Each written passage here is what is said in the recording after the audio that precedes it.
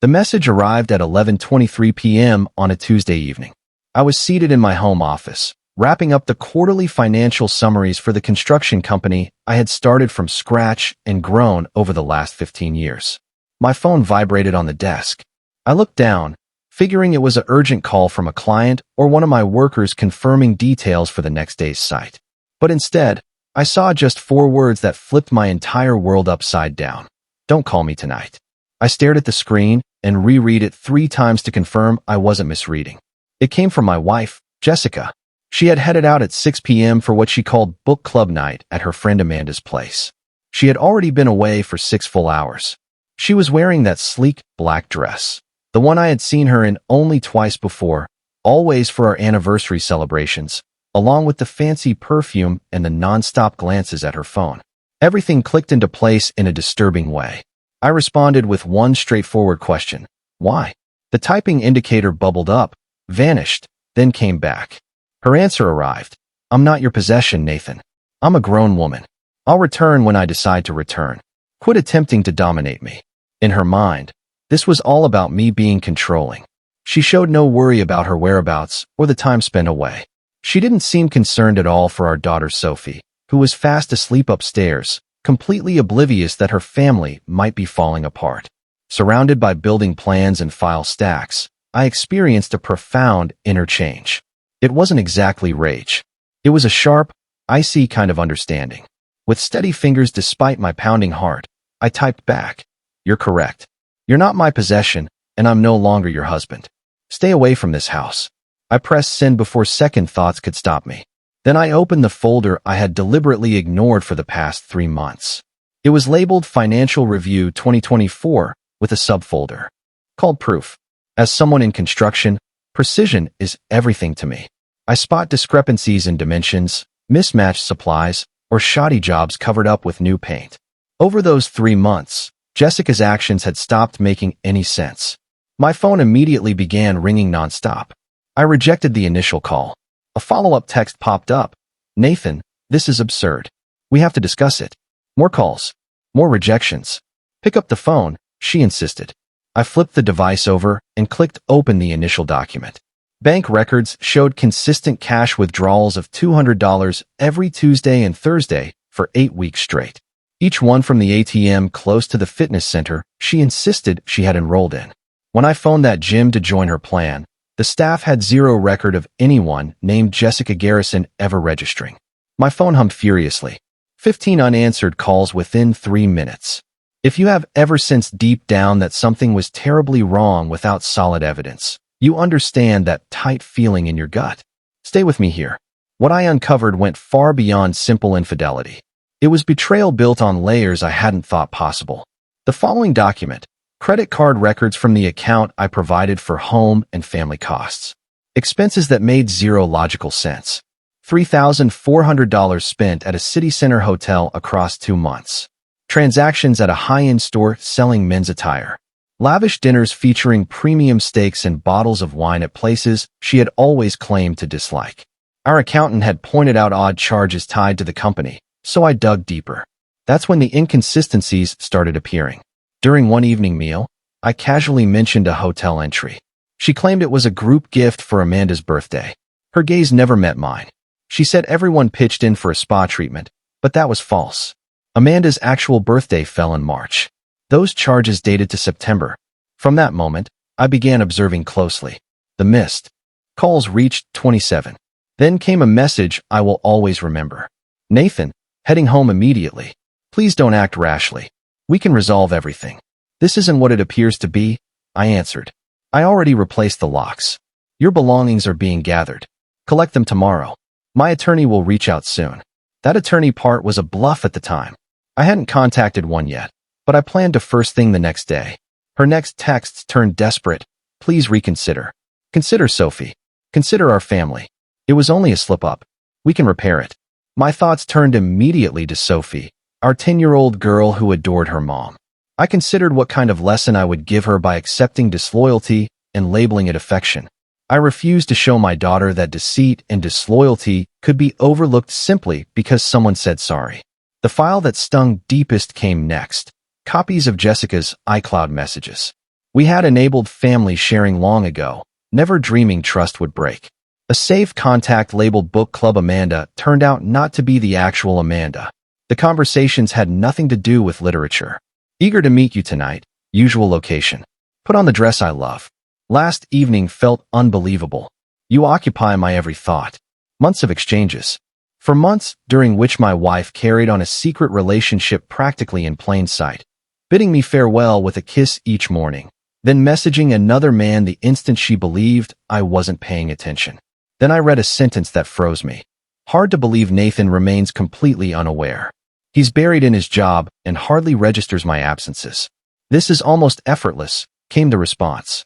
I said he'd never catch on. Men like that always stay blind. It framed my dedication to work and providing as the reason I supposedly deserved to be cheated on. The phone rang once more. This time the caller was Patricia, Jessica's mother, from her care facility. Her voice sounded frail but pressing. Nathan, Jessica phoned me in tears.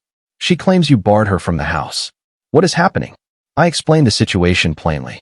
Patricia paused, then shared something unexpected. I had feared something like this might occur. She has repeated this pattern in the past.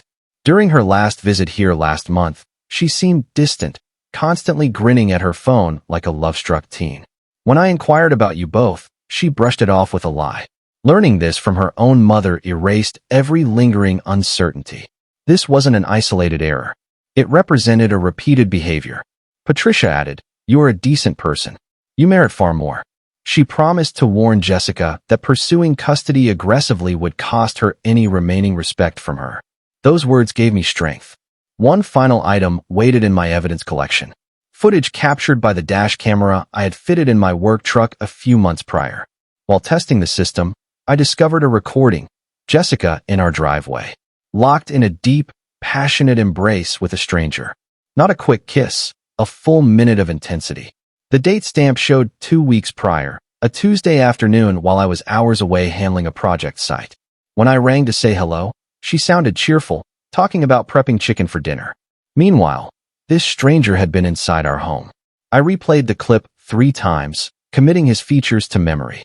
Then I took a step that might have skirted legality. I checked his plate number using a contactor's access to a record system. The result, Tyler Brennan. He worked in pharmaceutical sales. Lived in an apartment roughly 15 minutes from us. His profiles online were open to the public. One post showed him at the exact restaurant linked to several of Jessica's card payments. The caption read, "Top dining choice in town, fantastic meals, and outstanding companionship." Replies included winking faces and comments like a true gentleman keeps quiet. I captured screenshot. It all, filed them away, and emailed backups to 3 separate accounts of mine. I anticipated the pushback. I knew Jessica would reject the accusations. I expected her to downplay events, paint me as overly suspicious, or flip blame onto me. Preparation was essential. Around 1 a.m., I climbed the stairs to look in on Sophie. She slept soundly, looking so pure and untouched by it all. I gently kissed her forehead and made a quiet vow to shield her. After that, I gathered Jessica's possessions carefully, not in anger, not carelessly. I folded garments properly, secured accessories in boxes, cushioned footwear with paper. By 3 a.m., 6 suitcases and 4 cartons waited neatly in the garage. I sent her a final text. "Your items are stored in the garage. Retrieve them tomorrow after 3 p.m. during Sophie's soccer session. Avoid the front entrance. Do not attempt conversation. Collect everything and depart. My legal representative will get in contact before week's end." I powered my phone off and managed to rest in the spare bedroom. Dawn arrived far too soon. 78 missed calls. 43 messages. 3 voice recordings. I scanned quickly. Regretful apologies. Declarations of love. Promises to change anything. All without genuine accountability. I dialed my brother Eric right away. He picked up almost instantly. "What occurred?" he asked. I shared the full account. He replied, "I'm on my way. Give me 60 minutes. By 7 o'clock, he sat across from me at the kitchen table, composed and reliable. Having supported other relatives through similar crises as a counselor, he affirmed, "You made the correct decision." Sophie must witness her dad valuing his own worth. Together we planned the conversation with our daughter. We chose gentle, suitable phrasing. Stick to essentials, omit explicit elements. Emphasize unwavering love from both parents. Maintain normal schedules and stability. At 8, Sophie wandered downstairs in her nightclothes, eyes still heavy with sleep. "Where's Mom?" she inquired. I embraced her tightly and explained calmly. "Mom is spending some time at Aunt Amanda's house. Certain adjustments are needed, but we both love you completely and always will." She asked whether she could phone her mom. "Of course, whenever you wish," I assured her. "The bond between you and your mother stands apart from adult matters." By 9, responses came from the law firms I had contacted overnight. I retained Sarah Chun, an experienced and balanced divorce specialist. She reviewed my materials and remarked that my collection of proof ranked among the strongest she had encountered. She advised honesty with authorities and caution moving forward. She prepared the filing paperwork and assured me it would be submitted that same day. Jessica would receive service papers within the following 2 days. Then an unforeseen development arose. Roughly 1 week after that original message, an unfamiliar number rang. Nathan Garrison, a male voice stated, "This is Detective Marcus Reeves from the County Sheriff's Office. I must speak with you regarding Tyler Brennan." My insides twisted. Tyler had been listed as missing. His residence had been vacated. Accounts drained. Number deactivated. Authorities sought to build a chronology of events. I disclosed every relevant detail I possessed. Sarah accompanied me to the station meeting. The detective questioned meticulously, assessing any possible involvement from Jessica or myself in Tyler's absence. I presented my complete documentation and sequence of events. He concluded I had no connection. Afterward, Sarah updated me. Jessica informed investigators that Tyler had broken off contact. He messaged her that the situation had grown too complicated and he was walking away. She claimed no further communication. Law enforcement suggested he may have simply relocated to escape complications, or perhaps met a darker fate. Regardless, my whereabouts during key times were verified. Patricia reached out once more. After confronting her daughter, she uncovered additional history. Jessica had engaged in repeated unfaithfulness stretching back to her university years. Patricia admitted she had covered for her daughter by remaining silent in the past. That discussion eliminated any final hesitation. This represented an ongoing cycle, not an isolated lapse. Jessica chose not to fight the dissolution of marriage. Custody arrangements provided Sophie with a consistent primary home alongside me and scheduled periods with her mother. Property division proceeded fairly. I retained ownership of the company and residence. Jessica received her vehicle and an equal portion of savings. Eric remained with us for 14 days, offering steady support for Sophie. By his departure, she had begun settling into the new normal. Jessica collected her possessions one Thursday afternoon. Tears flowed when she accepted the official divorce documents from the server the following Friday morning. "This was never my intention," she murmured, but that no longer concerned me. 12 months on, my daily existence had transformed. Sophie and I established a rhythm that suited us well. The company continued to expand successfully. I purchased a more modest home that truly felt like our own space. I even ventured into dating cautiously. Rebuilding confidence took time, and I accepted that pace. Regarding Jessica, word reached me that she resided in another part of the city, employed in a position she found unsatisfying, facing the outcomes of her decisions.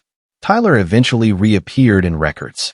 Investigators closed the missing person inquiry upon confirming he had relocated to a distant state, adopting a new identity to begin fresh. Reflecting now, I hold no remorse for my actions. I refuse to expend energy persuading someone to cherish me after she had clearly demonstrated otherwise. I safeguarded my child, my livelihood, and my dignity. Those 4 simple words, "Don't call me tonight," turned out to be an unexpected blessing. They shattered my illusions and guided me toward a reality that proved healthier and more authentic.